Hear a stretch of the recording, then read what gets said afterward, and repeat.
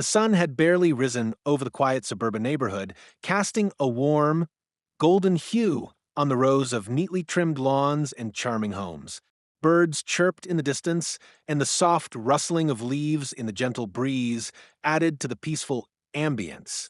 This was the kind of neighborhood where nothing ever seemed out of place, perfectly manicured gardens, friendly neighbors, and a quiet sense of normalcy that stretched across every street and sidewalk.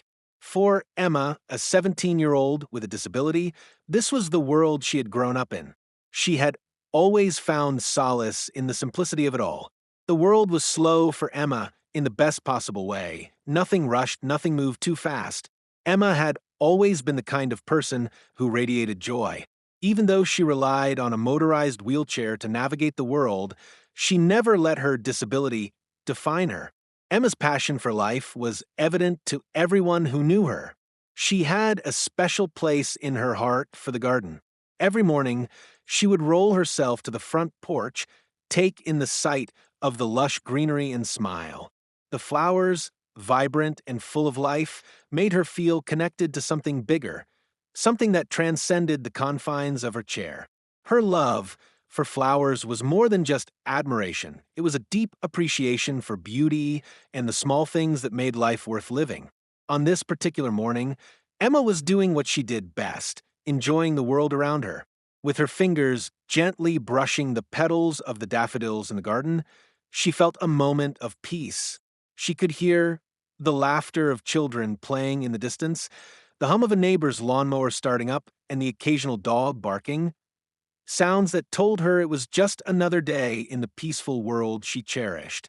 Her mother, Lily, was inside the house preparing breakfast, her warm voice calling out every now and then to Emma, reminding her to stay close to the house. It was a comforting routine. Emma's world was simple yet fulfilling. She knew the rhythm of the neighborhood, the familiar faces of the neighbors, who always waved as they passed by. It was a place where everyone knew each other, where trust was inherent, and where safety felt like a given. But even in this quiet, peaceful haven, there was one person who disrupted the calm. Karen, the president of the Homeowners Association, was a constant presence in the neighborhood, always watching, always observing. To everyone else, she was just another strict figure who ensured that the community adhered to the rules. But to Emma, Karen was something more, a symbol of control. There was a tension between them, subtle but ever present, like an undercurrent in a still pond. Emma could always feel Karen's eyes on her whenever she ventured outside, and though Emma never fully understood it, she had always sensed that Karen wasn't as friendly as the others. Karen, in her mid-40s, had a reputation for being a meticulous enforcer of the HOA's rules. She took her role as president seriously, perhaps too seriously, often going out of her way to make sure that every lawn was perfectly mowed, every tree trimmed just right, and every rule followed to the letter. The neighborhood was her domain, and anyone who didn't conform to her standards seemed to be beneath her notice. It wasn't that Karen was openly hostile, at least not to most people. She could smile and make polite conversation when necessary, but there was something about her smile that never quite reached her eyes. Emma had always felt the weight of Karen's gaze whenever they crossed paths. Whether it was at the mailbox, at the local park, or near the community garden, Karen's presence felt suffocating to Emma. It was as if the very air around Karen was charged with an unspoken judgment, a silent expectation that everyone would fall in line. Emma didn't mind the occasional glance or the polite but distant interactions. After all, she wasn't the only one who noticed Karen's intensity. But there was a growing sense that something was off, something simmering just beneath the surface. It was the way Karen always seemed to scrutinize her every move, as if she were waiting for Emma to slip up, to make a mistake that could be turned into an accusation. Despite the unease that lingered in the background, Emma had never let it stop her from enjoying her mornings. The garden, the flowers, and the slow rhythm of the neighborhood were her sanctuary, her escape from the world that sometimes seemed too harsh. As Emma adjusted her wheelchair to reach a particularly vibrant rose bush, she didn't see Karen standing at the corner of the street, watching. It was one of those moments when the world felt perfect, untouched by the darker forces lurking in the background. But Emma didn't know that this morning would be different. The calm, peaceful air that surrounded her was about to shatter. For today, the storm would come in a form she never expected. It would be swift, and it would change everything. The unspoken tension between her and Karen was about to reach a breaking point. Emma had no way of knowing that as she admired the flowers, she was standing on the precipice of something far more sinister than she could ever imagine. It was a typical spring morning when everything in Emma's life changed, though she could never have known it in advance. The warmth of the sun still hung in the air, and the garden seemed to hum with life. Emma had spent the last hour sitting outside, her wheelchair parked just near the flower beds, gazing at the tulips, daffodils, and roses that bloomed around her. The air was sweet with the scent of freshly bloomed petals, and she allowed herself to relax for the first time in days. As her fingers brushed lightly against a pink rose, Emma closed her eyes for a brief moment, enjoying the serenity. She had been a lover of flowers for as long as she could remember. It was her little piece of joy in a world that sometimes felt too fast for her. The roses in their perfect little rows made her feel part of something natural, beautiful, and peaceful. But today, things would not stay peaceful. From across the street, Karen had been watching. She had always kept a keen eye on her neighbors, especially on Emma, whom she found somewhat peculiar. Emma, with her disability, seemed to stand out in a neighborhood where perfection was everything. The pristine lawns, the flawless homes, and the perfectly executed community guidelines had all been strictly followed, and Karen was always there to ensure nothing was ever out of place. Karen stood by the front window of her house, hands pressed against the glass as she observed Emma from a distance. Her sharp eyes noticed Emma lingering near the edge of the HOA property. The sight of Emma gently touching the flowers stirred something in Karen, something dark and uncomfortable. There was something about the way Emma looked at those flowers, something Karen couldn't quite put her finger on, but it was enough to make her suspicious. "She's been at it for too long," Karen muttered under her breath, her voice laced with a harsh edge. It wasn't the first time Karen had seen Emma in the garden, but something about today felt different. It was as if Emma's slow movements, the way she seemed almost lost in the flowers, were a sign of something more sinister. In Karen's mind, the logic was simple: Emma must be stealing the flowers. After all, why else would she be so near the boundary of the HOA's meticulously kept property picking the blooms? She couldn't fathom a simple explanation. Her thoughts began to spiral, and a sense of certainty took hold. She would not stand idly by and allow this theft to go unnoticed. Without wasting another moment, Karen grabbed her sunglasses, marched out the door, and began to walk briskly toward the garden. The sound of her footsteps was sharp, deliberate, as if she had set her mind on something she believed was her duty to enforce. Emma, still unaware of the impending storm, heard the footsteps before she saw her. Slowly turning her head, she noticed Karen's figure heading toward her, her posture rigid and her eyes fixed on Emma with a sharp intensity. Emma felt a flutter of unease, but she wasn't sure why. There was no real reason for Karen to be upset. After all, she had always admired the flowers, and her movements had always been peaceful, slow, and harmless. "Is something wrong, Karen?" Emma asked, trying to keep her voice gentle. Her words, soft and kind, were meant to diffuse any tension. She didn't want any trouble, not from Karen or anyone else. She simply wanted to enjoy her morning. But Karen didn't answer with words. Instead, her eyes narrowed with a mixture of disbelief and accusation. Her voice broke the silence, harsh and cutting. "You think you can just take whatever you want, don't you?" Emma blinked, her mind struggling to understand the sudden hostility. "I wasn't taking anything," she said, her voice shaking slightly, though she tried to remain calm. "I was just admiring the flowers." Karen's lips curled into a thin, tight line, her face turning red with anger. "Don't lie," she snapped, taking a step closer. "I saw you. You're stealing from the garden. You think I don't know what you're up to?" Emma's heart began to race. She had never experienced this kind of aggression from Karen. She was used to Karen's coldness, but this was different.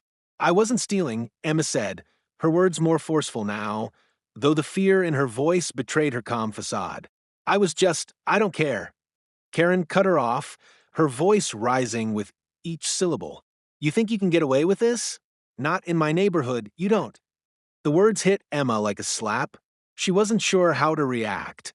Her mind was a blur of confusion and shock. She tried to explain again, but Karen wasn't listening. Instead, she raised her voice even higher, calling out for the neighbors. She's taking flowers from the garden. Someone needs to do something about this.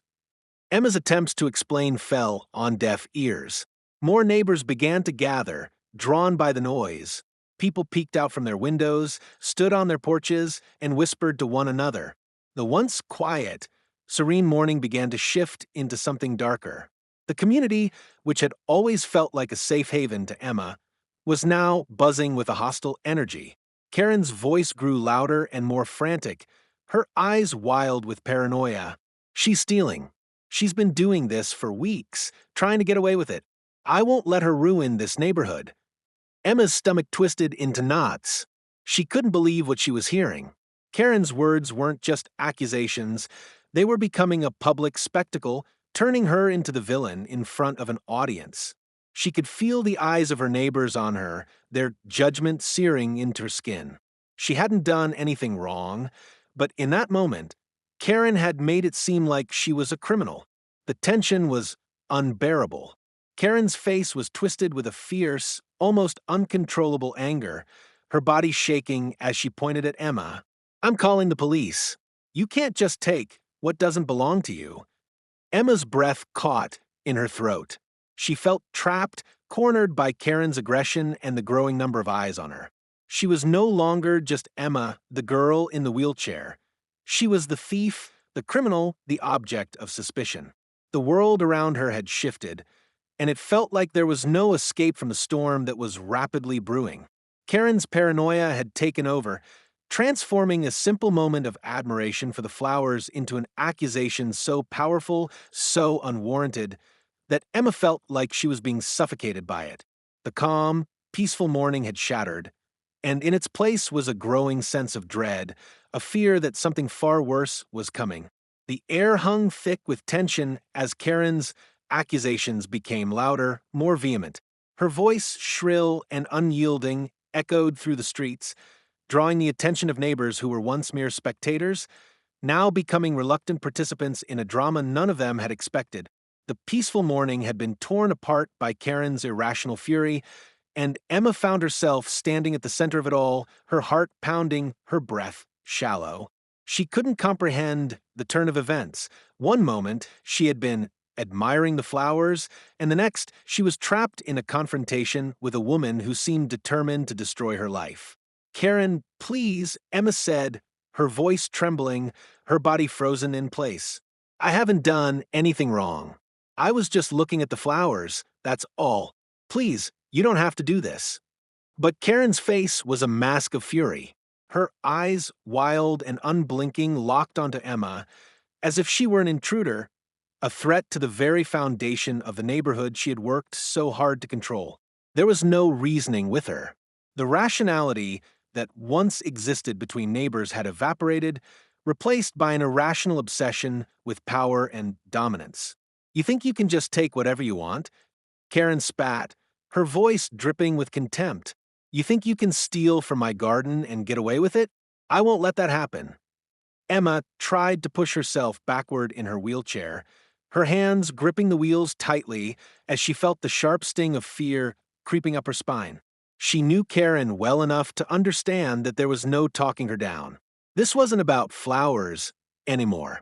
This was about something far darker, far more dangerous. Karen had decided that Emma was the enemy, and no amount of pleading would change that.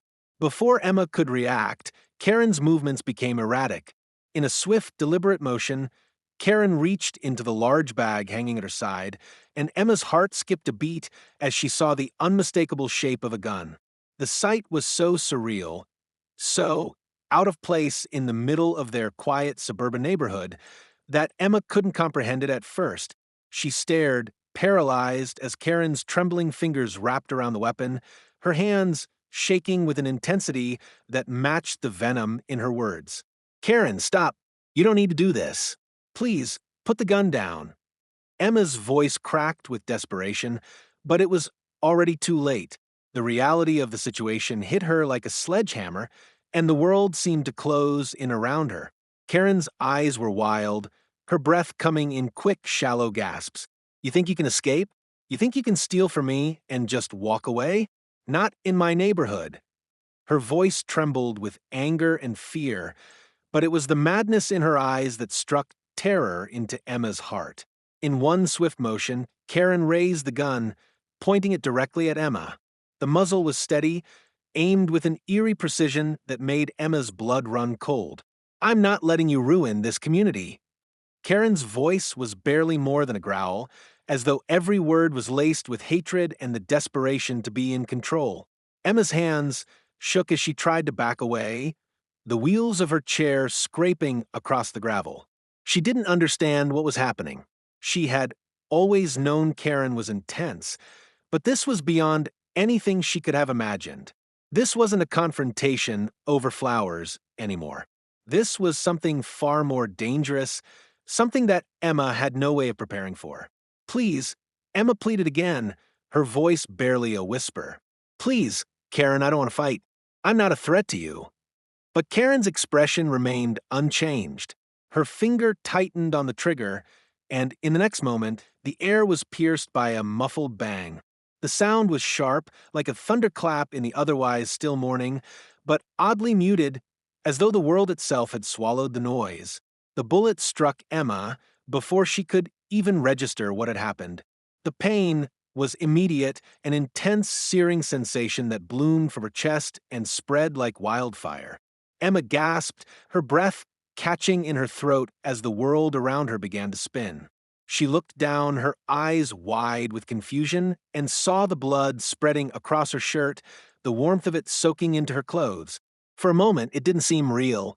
It was like watching someone else's nightmare unfold, a horror that had nothing to do with her, a reality she couldn't understand. Her body reacted on instinct. She tried to push herself back, her hands fumbling at the wheels of the chair, but her arms were growing weaker, the strength draining from them. The pain was overwhelming, but it was the sense of betrayal that cut deepest. How had things gone so wrong? How had this woman, who had always been a distant neighbor, become someone so full of rage, so determined to destroy her?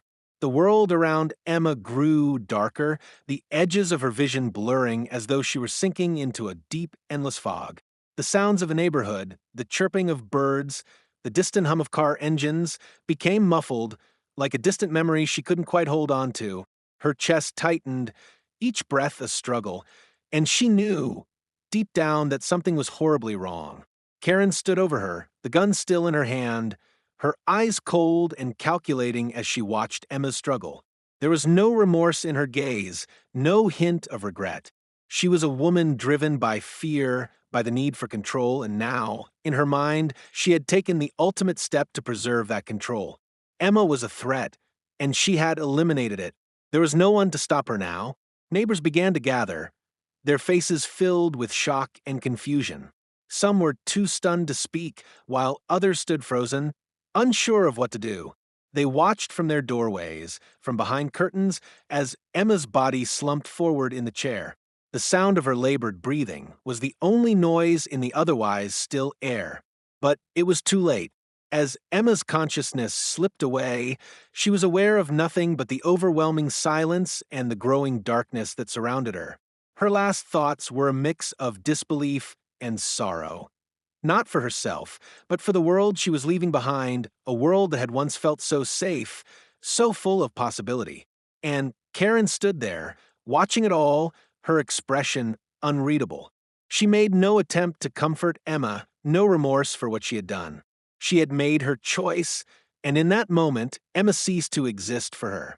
Karen's gaze never wavered, even as the neighborhood slowly started to realize the gravity of what had just transpired.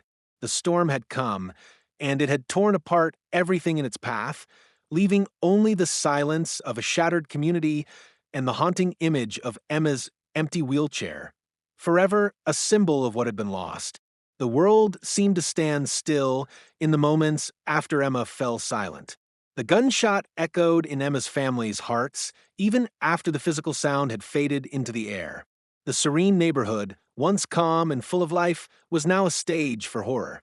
The blood on the ground slowly spread out, staining the concrete beneath Emma's wheelchair. She was motionless, her delicate body slumped in an unnatural stillness, and yet it was as if the neighborhood was frozen in time. Neighbors who had been watching from their porches or through windows began rushing toward Emma's side. The older woman, Mrs. Thompson, was the first to reach her. She knelt beside Emma, shaking her gently, calling her name over and over again. "Emma, sweetheart, wake up." Her voice trembled with shock, but Emma did not respond. Mrs. Thompson's hands were shaking as she pressed her palm to Emma's neck, trying to find a pulse, but the truth was sinking in slowly. Painfully, there was nothing they could do. Emma was gone. Others joined, murmuring in disbelief, their voices a mixture of confusion and panic. Some people were dialing 911, but the scene felt eerily suspended, as if none of it could be real. The peaceful community, where everyone knew everyone, had been shattered in an instant. Emma, once the young girl who loved flowers, was now gone, and they could only stand there, helpless, watching the horrific aftermath unfold. Karen, standing just a few feet away, seemed unmoved by the scene around her. Her cold gaze swept across the group that had gathered. Her breath was ragged, but there was no panic, no remorse, not even a flicker of guilt in her expression. Instead, she looked around, as if sizing up the situation, the power she held over the moment becoming evident. She knew that she had done something unthinkable, yet, in her mind, it was justified. And as the neighbors turned to her, seeking answers, she wasted no time spinning her version of events. Emma's body still lay motionless on the pavement when Karen stepped forward, her voice filled with a false sense of authority, attempting to reclaim control over the situation. "She was trying to steal from my garden."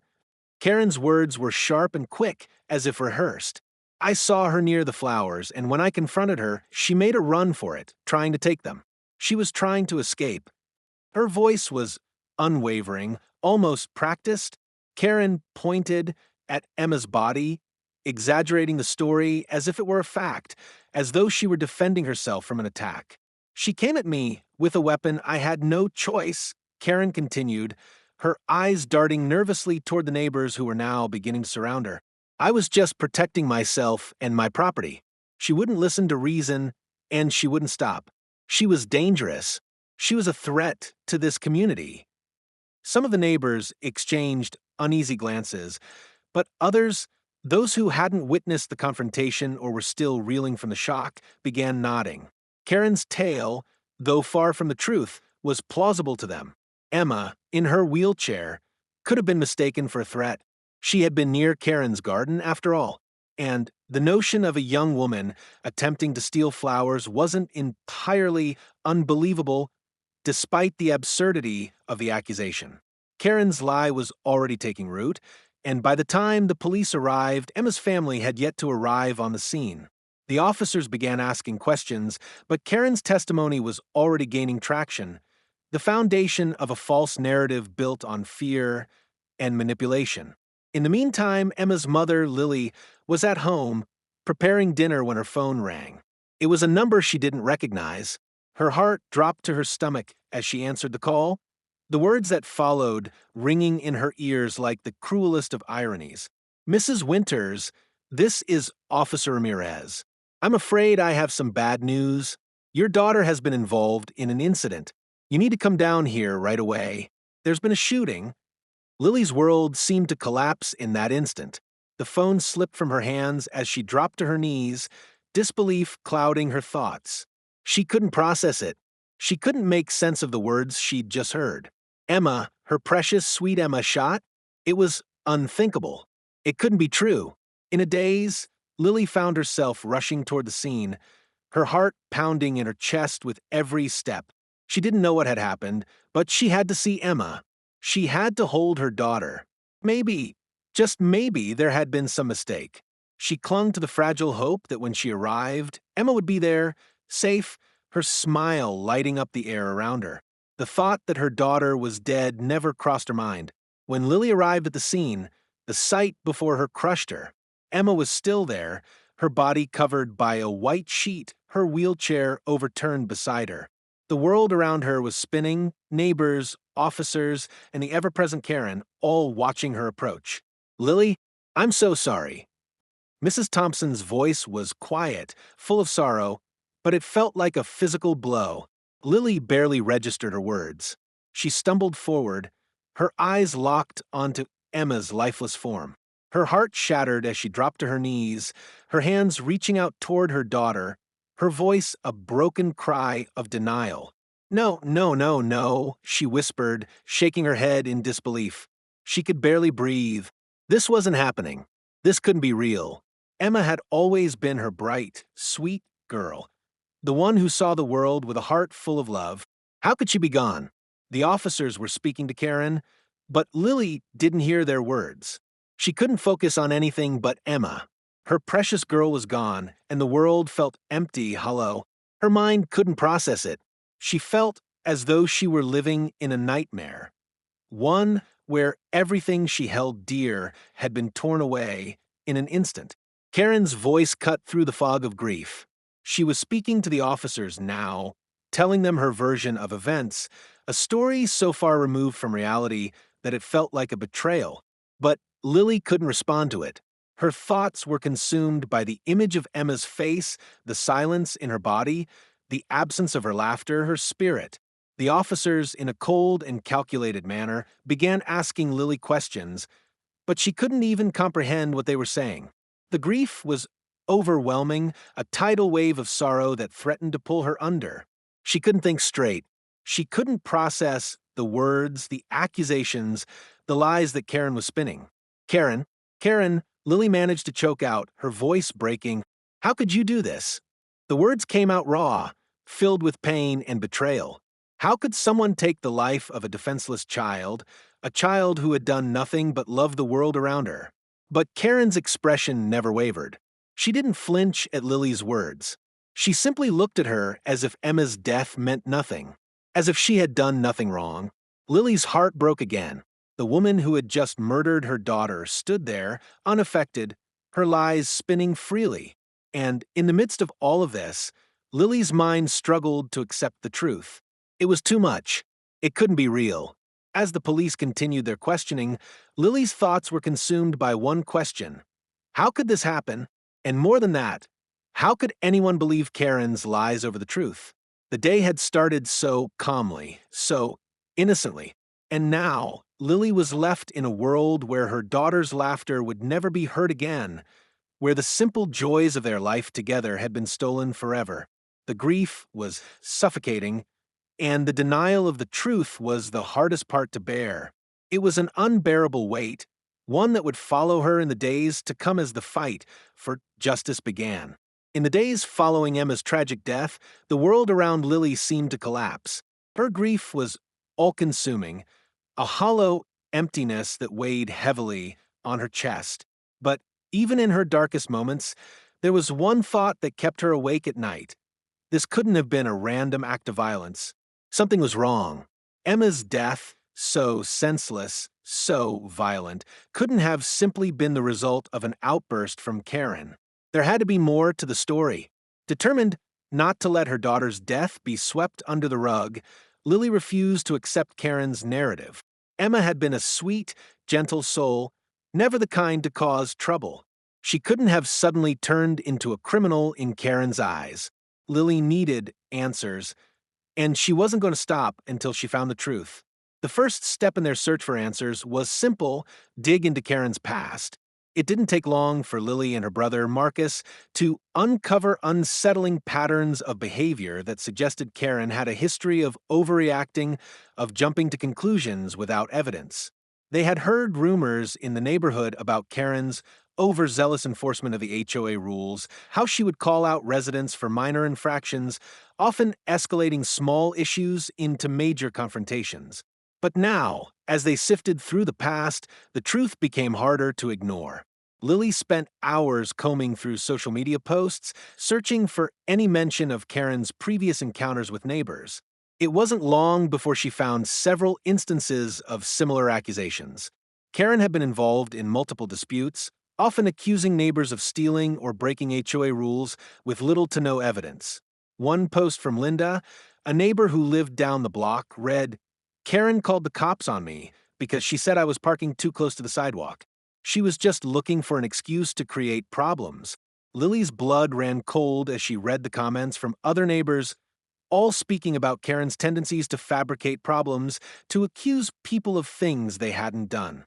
The accusations were always petty, small things that could have been easily overlooked, but Karen had chosen to escalate them, making a mountain out of a molehill. And now, it seemed, she had turned her accusatory eyes toward Emma. But this wasn't enough. Lily needed more. She needed proof that Karen had lied about the events that day. She needed evidence to expose Karen's narrative for what it was, a fabrication designed to cover up a murder. As days passed, Lily's frustration grew. The police seemed to have accepted Karen's story without question. There was no investigation into her history, no questioning of her version of events.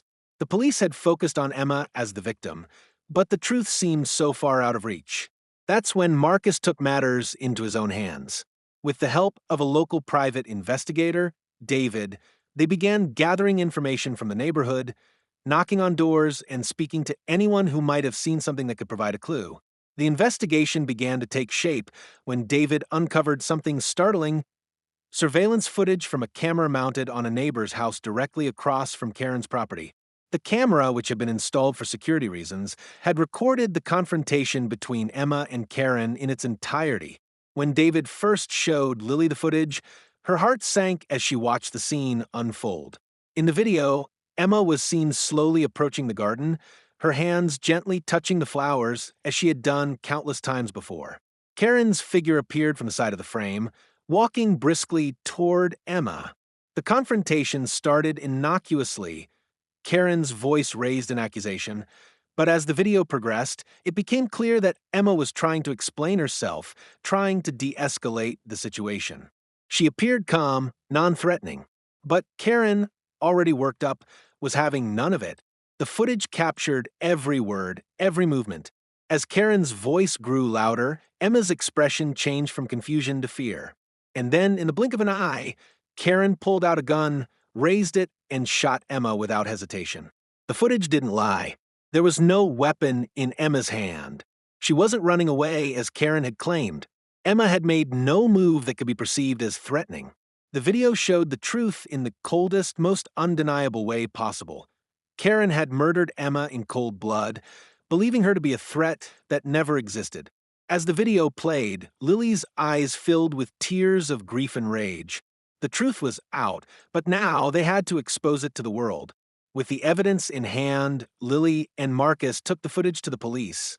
But the response they received was not one of immediate action. The officers seemed hesitant at first, reluctant to challenge the story that had already been established. It was clear to Lily that the police were not eager to confront the reality of what had happened.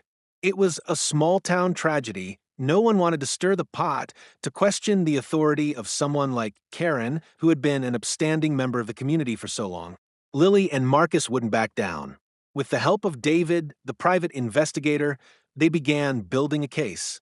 They gathered witness statements from the neighbors who had seen Karen's behavior in the past, and they unearthed more damning evidence about Karen's past actions. Each revelation added another piece to the puzzle. But as the truth began to surface, Karen's reaction was swift and dangerous. She was not going to let her carefully crafted lie unravel so easily.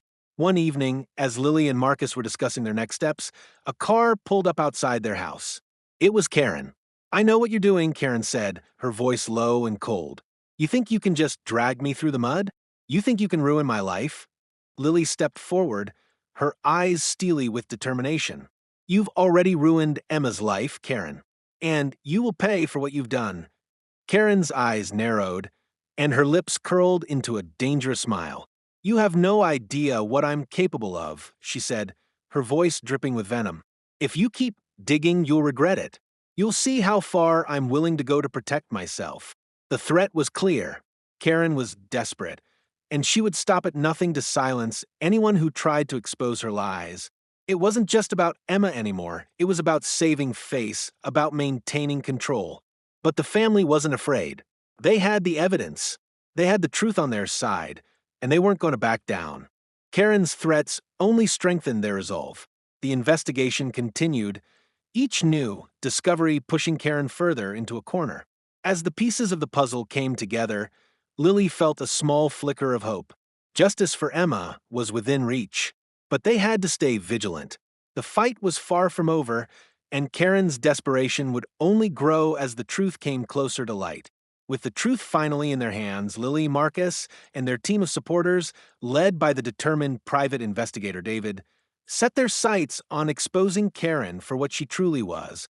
The once carefully constructed narrative that Karen had spun of Emma's supposed theft and her violent reaction was no longer a threat.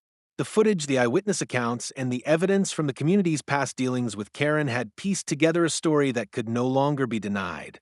The mask had fallen, and now it was time for the truth to surface. Lily stood at the front of the living room, the evidence in hand, her gaze unwavering as she prepared for the most difficult moment of her life. The shock of Emma's death was still fresh, the pain ever present, but it was now mixed with a fierce determination. Karen was going to pay for what she had done. Emma's life was not going to be erased by a lie. The family knew they had to act fast. They couldn't wait for the authorities to drag their feet any longer. As soon as the evidence was ready, they gathered the right people. The detectives who had handled Emma's case, some who had started to doubt Karen's story after seeing inconsistencies in the timeline, and several neighbors who were willing to stand behind them. Together, they presented the footage, the accounts of Karen's past behavior, and the disturbing pattern of escalating aggression that had led to Emma's death. The police were initially skeptical, but when they saw the surveillance video, the atmosphere in the room shifted. The silence that followed was heavy with realization. The footage didn't lie. The image of Karen raising the gun, the coldness in her eyes as she shot Emma in cold blood, was undeniable. Emma had not been the aggressor. She had been the victim of a woman driven by fear and suspicion, acting on a baseless accusation that had spiraled into violence. Karen's calmness during the confrontation on the video was chilling. She showed no remorse, no hesitation.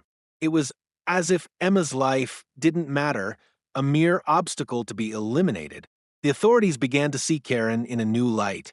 The woman they had once viewed as a respected figure in the community was now exposed as something else entirely, a killer hiding behind a mask of righteous indignation. But even with the evidence in hand, things weren't as simple as they seemed. As Lily and the family prepared for the inevitable arrest, Karen's behavior began to change. She knew the walls were closing in, and her desperation reached new heights. Word began to spread that Karen was aware of the impending charges, and the community began to whisper, unsure of what might come next. Lily felt the weight of the moment pressing down on her. She had spent so many sleepless nights searching for answers, trying to make sense of the senseless, and now she was finally on the cusp of justice. But something felt off. There was a sense of impending danger, a feeling that Karen might do anything to avoid facing the consequences of her actions. It was the evening before Karen's scheduled arrest when the final, shocking twist came. Lily, Marcus, and their team were sitting in the living room, going over their strategy, when David's phone buzzed. He glanced at the screen and immediately stood up, his face turning pale. "They found her," he muttered under his breath. "Karen's gone. She's not at her house." Panic set in. But they quickly realized Karen was more than just a person trying to run away. She was a woman cornered, and she was planning to fight for her freedom in whatever way she could. They needed to act fast. Karen had disappeared into the night, but she didn't go quietly. She had orchestrated her escape in a way that made it clear she wasn't planning on going down without a fight. The police began to search for her, combing the area around her home, and just as they were closing in, a call came through. Karen had been spotted at the local docks. She had barricaded herself inside an old abandoned warehouse, armed and ready to defend herself. Lily's heart raced. The situation had escalated into something far more dangerous than anyone had anticipated. Karen was no longer just a murderer. She was a fugitive, armed and desperate to escape justice. The police, now fully aware of the danger Karen posed, went into full lockdown mode. Negotiators were called in, and a perimeter was set up around the warehouse.